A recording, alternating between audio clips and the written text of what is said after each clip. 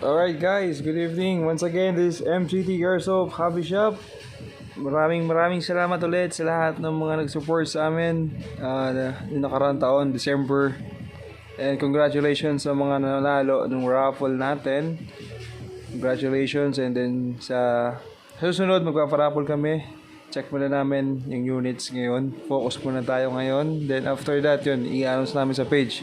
Alright, so moving on, no? So today po, nag-request yung ating tropa. Actually, itong taon to nag-order sa akin is kasama ko dati before sa Bahrain.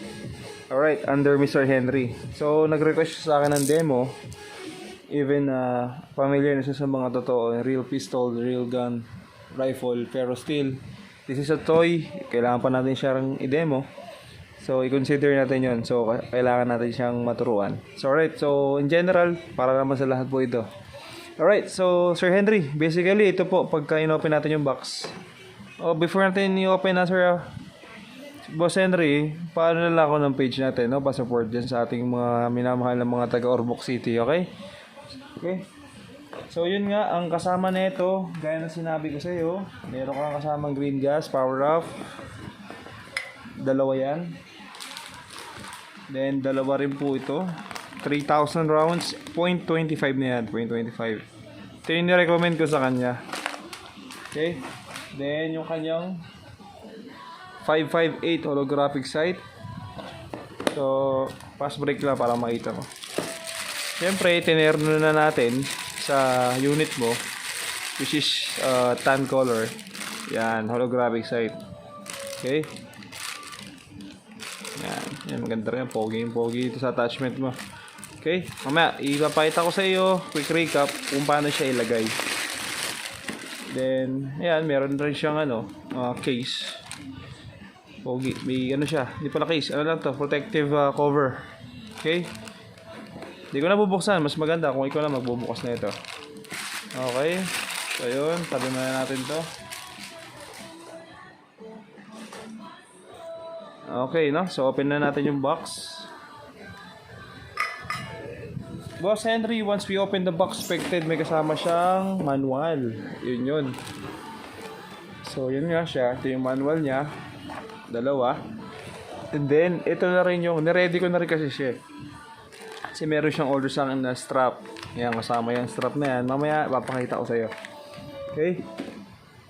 Then, ito na po yung kasama na sinabi ko. Ang purpose na ito, ba't may ganito ka? Para yan dito sa holographic sight mo. Kasi yung stock na ito is hindi siya rechargeable. So in the future, kapag nalobat yan, baka mahirapan ka dyan sa Ormoc na maghanap ng ganitong klaseng battery. So kaya, sabi ko sa iyo, mas maganda para isang sabay na sa shipping. Adapter sa kanyang battery. So rechargeable naman yan. Okay? So ito, yung kasama niyan, ito na yung magazine niya. 32 rounds. Okay? 32 rounds, then, yun nga, gas blowback. So, gas type siya. So, di siya tulad nung ibang mga AAG na finifeed lang dito basta-basta yung inakamot or iba hinihila eh. So, ito, turo ko sa yung tatlong parts niyan. So, ito nga, ito yung top lift. Makikita mo naman, may bala. Diyan i-load yung ating yung ating BB. Kung tawagin, yung kunyari ito, may BB loader ka rin nakasama, part din to sa package. Kasi ito pinagkaiba sa AAG. Yan, kasama na yan, sir. Ito bro, ito lang, ipasok mo lang siya rito. Turo ko na rin. Yan. Yun. Then kung mapapansin mo dito, meron tayong level ng yung bala. Diba 32 rounds? So meron siyang 5, 10, and 15. So paano ko ipapakita, sir? Pakita ko kung paano siya maglagay. So ang ginagamit ko lang naman is lang muna. Yan, 0.20 grams lang muna. Pang naman to pang dry test lang naman. So testing natin yung unit ko, paano maglagay. So yan, gumagamit ako ng BB loader. Ito hindi kasama. Pero kung gusto mo itong isama sa package, PM mo lang ako para maisabay natin ito bukas. Okay? So ganito lang, ini-inject lang siya. Ayun. So meron na siyang laman na 10 bullets. Sana nakita. Sana clear dyan. Oh, yun. So, paano mo siya ipo-push down? Gamit ito. So, ito may selector yan. Ito, makita mo naman yan. Yan. Tapat mo lang and then push down. Medyo lagyan mo ng konting pwersa. Yan. Para pumasok sa loob. So, yun. Successful na yung paglalagay. Loaded na siya. 10 lang naman nilagay ko eh. Hindi ko naman pinuno. So, yun. So, balik ulit tayo. So, yung top lift, pag inikot mo yan dito, exit valve. Yan. Matigas to kapag meron laman. Pagka wala laman na gas, malambot. Tapos yung pangatlong part, ito. Entry valve. Yan. Diyan ka maglalagay ng gas, boss. Paitaw na rin sa'yo paano maglagay. Yan. So, ito nga ito. Akin naman to. Green gas ko to. Yan. So, pakita ko sa'yo paano maglagay. Ayan. So, laging nakatayo ha. Huwag mo masyadong didiinan. Huwag mo masyadong madaliin. Basta yun lang. Konting pwersa lang. Yan. At least mga 5 to 10 seconds. Yan. Okay? O, yan. Pakita mo maigi. Yun. Inverted ha. Hindi pa pwede pa paganto pare. Maglagay. Paganto. Or nakaload sa mismong unit. Mas maganda nakahiwalay. Okay? So, yun lang. Yan. Yun. Enough na yun. Okay na yun. Basta wag lang yung may masasayang masasayang na gas. So, yun lang, no? So, iwasan mo lang itong mapindot. Ito, yung exit valve. Para wag ma-release lahat ng remaining. Dito kasi lalabas yun eh. Yan. Tapos ito, lastly, yung kanyang selector. Kapag ito pare, binaba mo, napupush ka dito eh. Yan. Pag binaba mo siya, sir, yan, naka-dry fire yan. Pero pagka ito, inangat mo rito, yan, continuous yan, mag-open bolt yung mismong unit. Pero pagka ito, binaba mo, yan, continuous yan.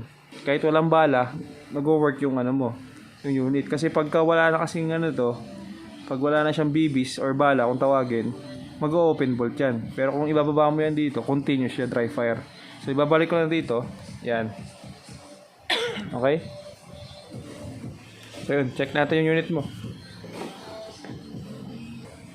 So, yun. Check natin yung unit mo. So, basta pagka naglagay ka ng gas dito, ito kasi may nilagay na ako nitong konti eh. So, kapag malaman mo naman kung wala na siyang laman na gas, i-fire mo lang siya, continuous firing.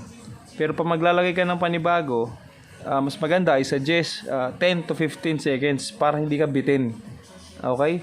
Para hindi ka bitin. Tapos kung halimbawa, hindi mo siya gagamitin within 1 week, 2 beses lang, kailangan meron siya required bro na mas maganda, meron siyang laman na green gas. Kasi mag-dry yung uring niya sa loob pag wala siyang walang siyang supply ng green gas. Okay? So yun, try na natin yung unit mo. Check mo muna to. Pogi na ito pare. Maganda to sa inyo. Alright.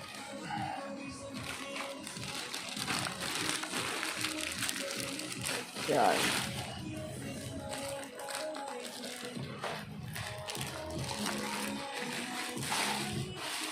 Alright. Bali ito, yan. Check mo maigi yung unit. Okay, markings MK17 mold caliber 7.6 62. Yan, retractable para yung kanyang buttstock. Yan. Yan, retract yan. Okay. Meron na siyang sling. Selector mode. May papakita ko sa ito. Yan, pakita mo muna. Mabilis. Okay. So, ito yung rear side niya. Flip side. Ayan o. So, adjust mo lang siya rito. Ayan, naikot naman siya. May selector naman din. Okay. Ito naman yung front niya. Click mo lang to. Then, forward mo. Yun. Ulitin ko. Flip down. Yan. Push up mo lang. Yun, nakit na siya. Okay. So, kanyang selector ito, ambidextrous to. Yung release ng kanyang magazine. Ambidextrous sabihin, left and right. Both side meron. Ayan. Meron siya rito, magkabilaan. Then yung selector mode sa firing, ito mahalaga. Ito bro, pagka Sir Henry, pag nagayan yan, safe ang unit mo. Safe. Pero once yan, ambidextrous din to. Kabilaan, sabayan magka-function. Ayan, sana makita. Yan. Pagka binaba mo yan, yun. Meron na rin siya. Gagalaw na rin itong kabila. Okay? So, sabihin 1, single lang sa MI. So, kapag nasa A, automatic. Full automatic. Full auto. Continuous firing yung burst niya. So, lagi lang, trigger out lang tayo paggagamit para safe. Laging safety. Okay? So, yung kanyang charging handle, ito. Ayan. Okay?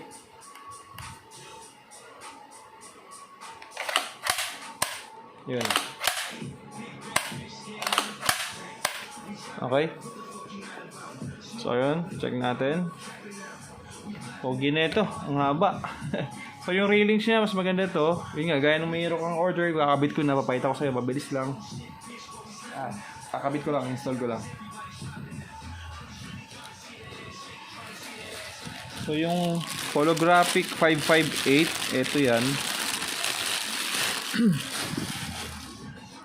Okay, so ang gamit na ito, before natin siya i-open, pakita ko na pa saan nanggagaling yung battery. So, ito yan, no? Ayan, ikot mo lang siya, counterclock. Makikita mo yung difference ng battery na ginamit. Ayan.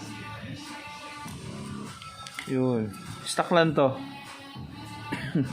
Stock lang yan. Hindi siya rechargeable. Okay? Yan. So, stock lang yan. So, balik lang natin. Alright? Para makita mo kung paano siya tinatanggal. Oops, baliktad pala.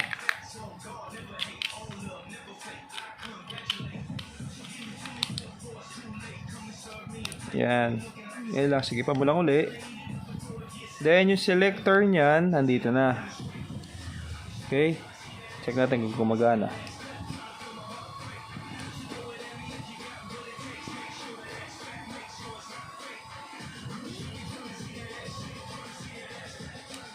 Baka, wait lang, baliktad yata ako.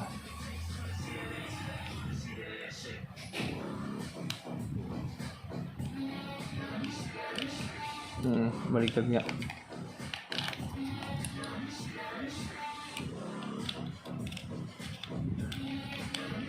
Yun.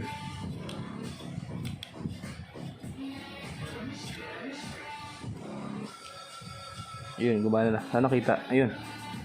So, ito yung brightness niya, yung adjustment niya, yung brightness. Goes up, goes down lang yan. So, gusto mo mas malakas yung brightness mo. Yan. Tapos, papalitan mo siya. Ito. Then, papalitan mo siya. Pwede siyang gawing green. Yan. Tapos, pagkataka, paano binuksan ha? Ganito lang gagawin mo. Pagsabayan mo lang, press. Ito, sabay. Yan. Kita ba? Sana nakita.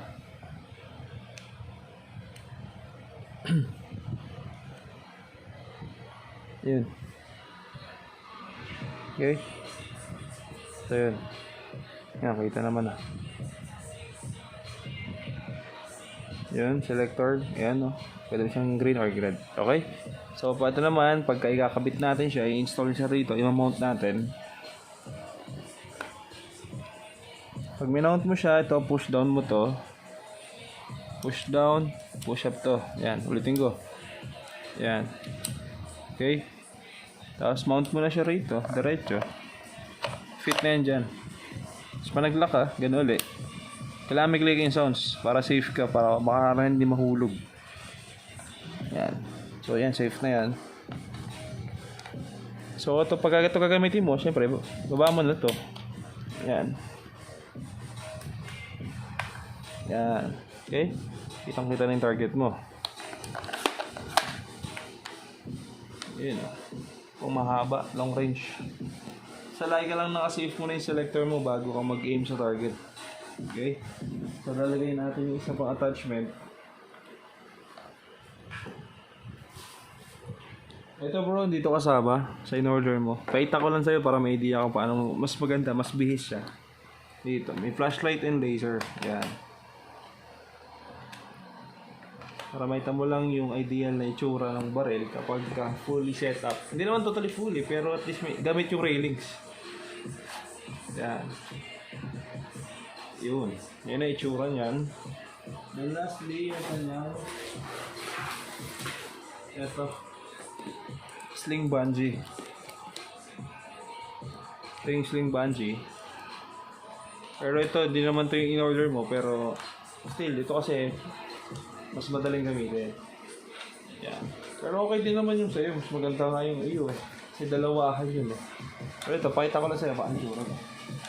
Yan. Yan, itsura niya. Okay?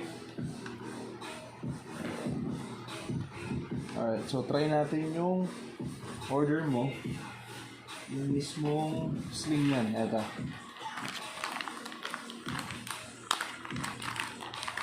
Yan. Mag-pull yung kanyang ano, yung brand niya, mag-pull. Yan.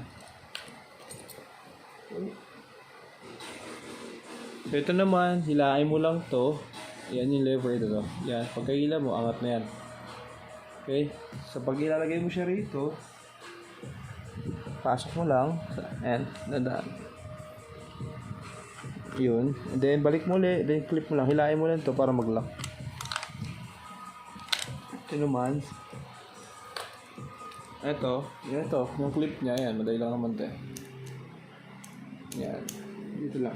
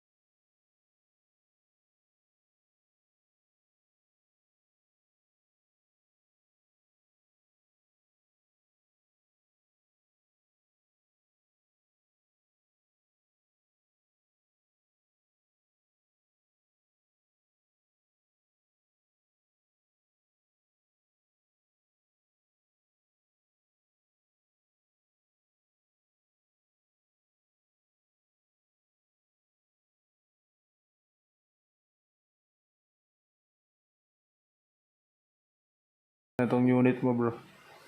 Okay? So, open ko yung lights para makita mo yung target. Halika.